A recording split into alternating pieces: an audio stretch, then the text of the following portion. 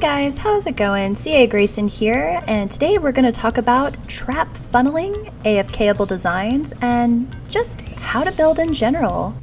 Now build defenses around the Atlas and activate it when you're ready. Alright guys, we are in a Category 1 storm, otherwise known as a Cat 1, or Fight the Storm.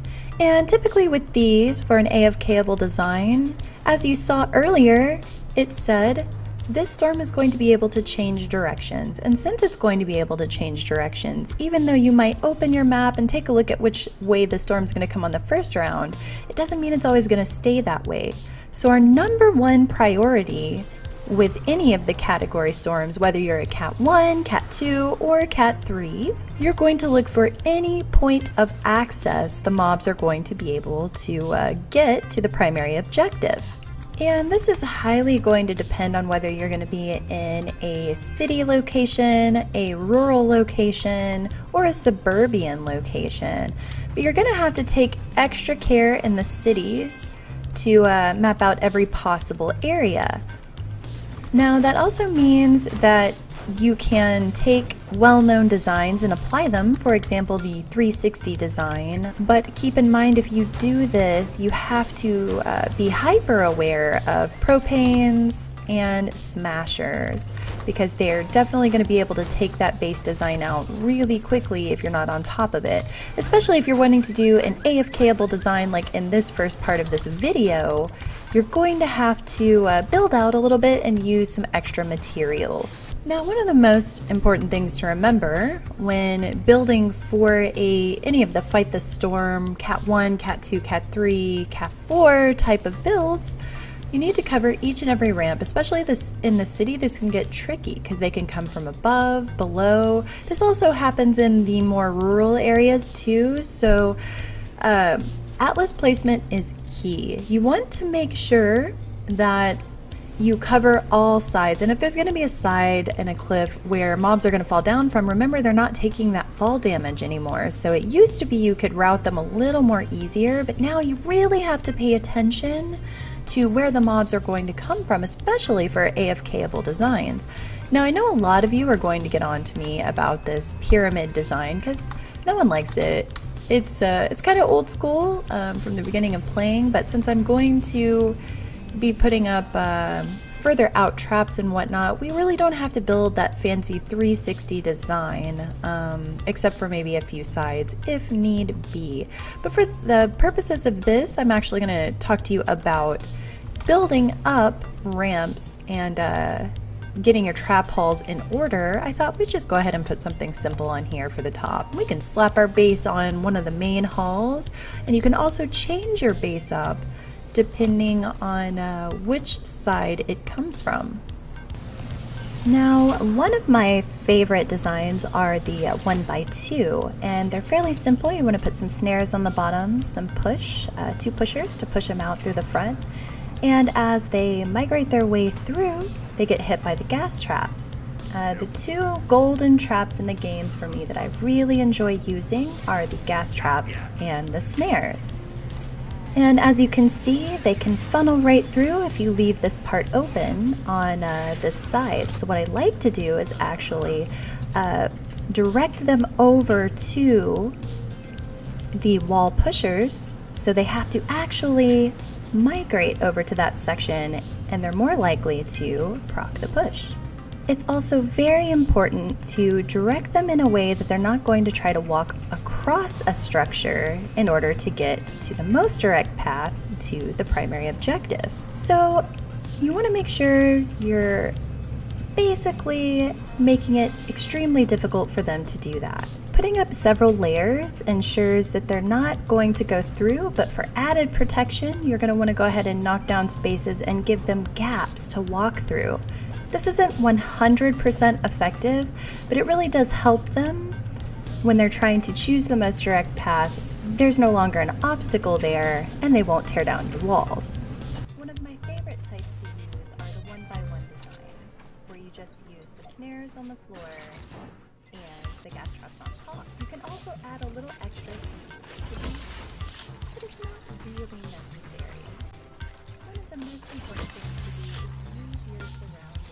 Make sure that they don't have any access points to maybe get on top of the building or to walk through the building. Make it extremely difficult for them so that basically they have to go through the way you are opening up for the mobs.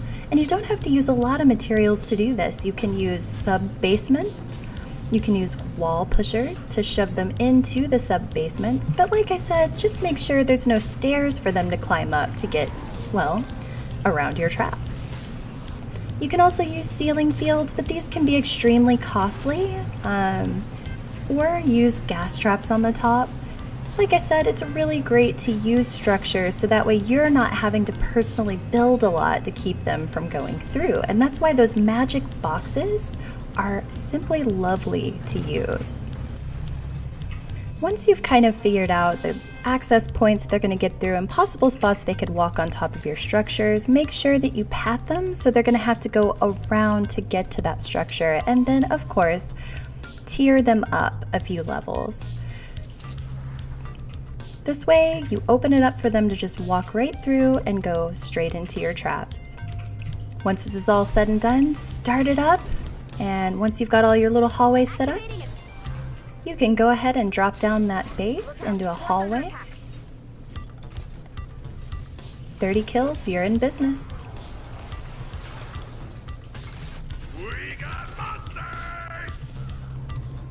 Now, the great thing with Deliver the Bomb is sometimes you luck out with areas. You only have one way up or sometimes two ways up like this one. And it's just fantastic because you know you're going to be able to control the mobs a little better. And also, Deliver the Bomb is going to be a static storm, which means it's not going to move, so you're able to funnel more accordingly. I love these for solo missions because you can basically see exactly where they're going to be coming from and whether you're going to have propane or not, because everything's going to come out in that first wave. So what's wonderful about these for solo missions is if you're able to farm them for things that you need, this is probably one of the most best maps for AFK-able designs. Now, one of the things I do want you to keep in mind is when you're building your little 1x1 hallways at the end of ramps, or rather the beginning of ramps, you want to make sure you put in a wall for them to not path around. It's important because they will go up that corner and straight up to the base. Also with heavy base, you want to make sure that you're attaching everything to the trap hulls so that way you get your 30 kills much easier. And as I said before, you're going to want to make sure that you put these angular walls in so that they actually walk around them instead of charging or hitting them like they could do with short walls. Once you've got your short little hallway set up, you can see we just have that one over on the left and they're funneling through it beautifully, and you didn't have to use a lot of materials in order to do it.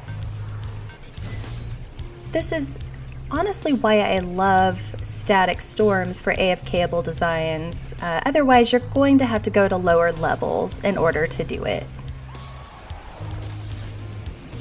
Alright guys, now the reason why I'm using heavy base for most of my AFK-able designs is his ability Feel the Base. So as you can see, the base generates energy when enemies are killed, and this procs after 30 kills, and it emits an explosion that knocks husks back, and it deals damage in a 3-tile radius. That is huge.